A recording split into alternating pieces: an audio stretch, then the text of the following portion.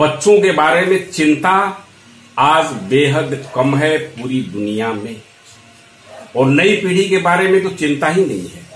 इसका सबसे बड़ा उदाहरण है पिछले 50 सालों से पर्यावरण का संकट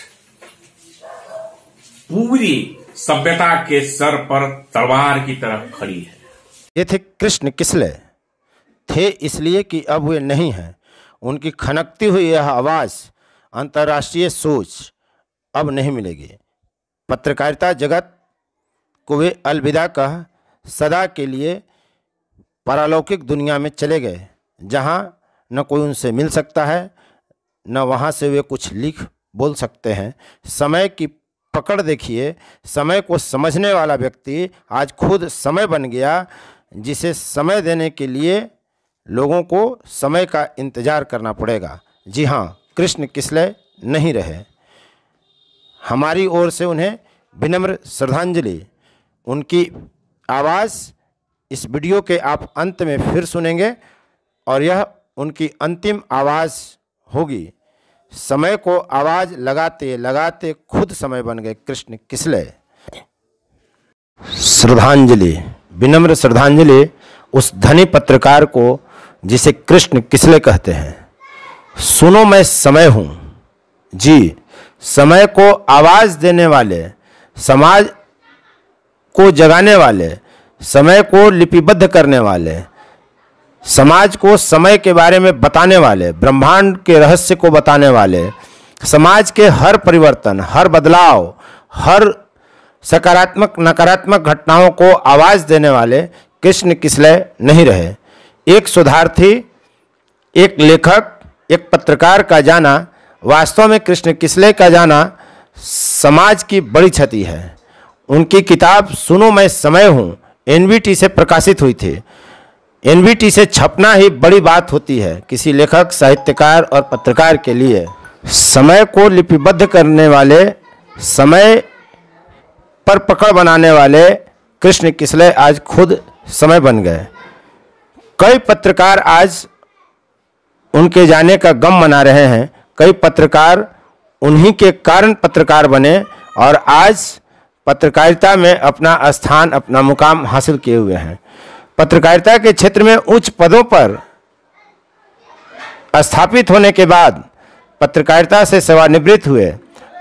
सुनो मैं समय हूँ लिखकर ब्रह्मांड की जिज्ञासाओं को शांत करने का प्रयास किया और इसी पुस्तक का दूसरा खंड एनवीटी से प्रकाशित होना स्वीकृत है। शाहाबाद क्षेत्र के इतिहास को कलमबद्ध करने की उनकी योजना उनके जाने के साथ अधूरी रह गई। न सिर्फ शाहाबाद बल्कि औरंगाबाद पर भी उन्होंने कलम चलाया और राजा नारायण सिंह का इतिहास पहली बार उन्होंने ही सामने लाया। इस तरह की कई उपलब्धियां लेरुआ और कबरा कला जैसे स्थानों पर उन्होंने विशेष काम किया, सकाश पर काम किया और मानव सभ्यता के विकास को उन्होंने कैमूर की तलहटी से लेकर कैमूर की ऊंचाई तक में ढूंढा। आज वे नहीं रहे। कृष्ण किसले का जाना बहुत मायने रखता है। पत्रकारिता जगत में उनका योगदान अपूर्णीय है, उनका जाना अपूर्णीय क्षति है और फोर्थ व्यूज ही नहीं बल्कि तमाम पत्रकार, व्यक्तिगत तौर पे मैं उपेंद्र कश्यप उन्हें विनम्र श्रद्धांजलि अर्पित करता हूं।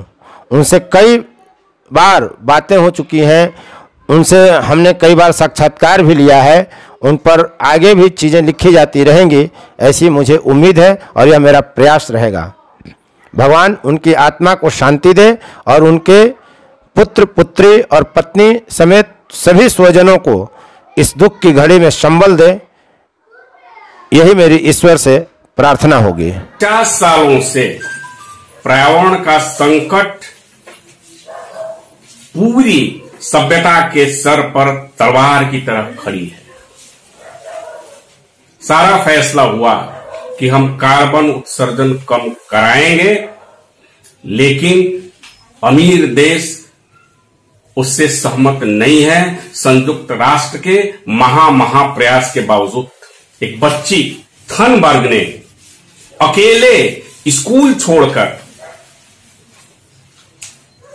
अपने देश के संसद के सामने धरने पर बैठती है, तब पूरी दुनिया ध्यान देती है और उसे बुलाया जाता है, उस बच्ची को, 16 साल की बच्ची को संयुक्त राष्ट्र में। वो कहती है कि इस देश के, इस दुनिया के नेता हमारी पीढ़ी की हमारी बातें नहीं सुन रही हैं, ये धरती उनकी नहीं है, हमारी है, आने वाली पीढ़ी के लिए है। तो इस लिहाज से इस आयोजन का महत्व काफी बढ़ जाता है। मैं एक बार फिर सारी टीम को बधाई देता हूं, शुभकामनाएं देता हूं कि यह आयोजन, यह सत्य प्रयास, यह महाकुंभ सफल हो। फोर्थ व्यूज, चौथा विचार, बाकी फिर